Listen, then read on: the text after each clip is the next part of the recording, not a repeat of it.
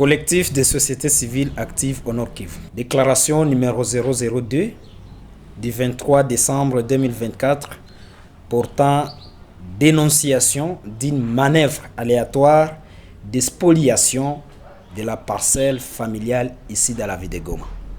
Nous, membres du collectif des sociétés civiles actives au Nord Kivu, Redix Susiko Ndisi MCECO et consorts, y compris nos ASBEL actives, réunis en assemblée générale extraordinaire, sommes préoccupés par différentes antivaleurs dans les domaines fonciers qui gangrènent actuellement la province du Nord Kivu en général et la ville de Goma en particulier, entre autres, la spoliation des parcelles des paisibles et pauvres citoyens par certaines personnalités influentes en province, en complicité malheureusement avec certaines autorités juridiques, politico-administratives.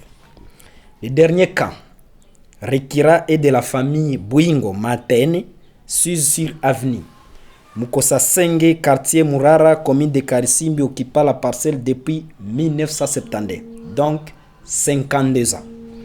Après l'avoir acheté auprès de M. Kambasu au vu de tous et avec des documents à l'appui, et ils ont un contrat à jour en cours de validité.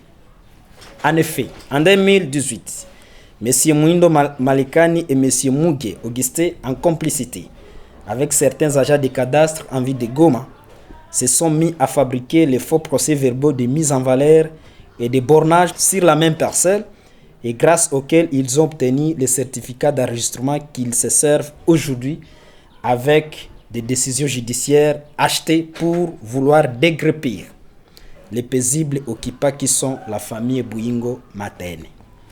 Au vu de tout ce qui précède et dans le souci de prévenir tout éventuel désagrément lié à ces conflits, nous demandons ce qui suit. Au premier président de la Cour d'appel du Nord Kivu de s'impliquer personnellement pour s'imprégner du fond de ces dossiers et de surseoir toute décision juridique en termes de jugement en attendant que le juge pénal du tribunal ou du tribunal de paix de Goma se prononce sur les fonds documents qui ont été attaqués sous le numéro RP 3279/CD. 2. Nous sollicitons d'urgence également l'implication personnelle du ministre d'État, ministre de la Justice et garde des Sceaux dans ces dossiers afin de permettre à la famille victime de jouir de son plein droit. En fait, sollicitons l'implication de toutes les autorités politico-administratives et juridiques de bien vouloir s'approprier de ces dossiers. Nous avions dit et vous êtes avertis.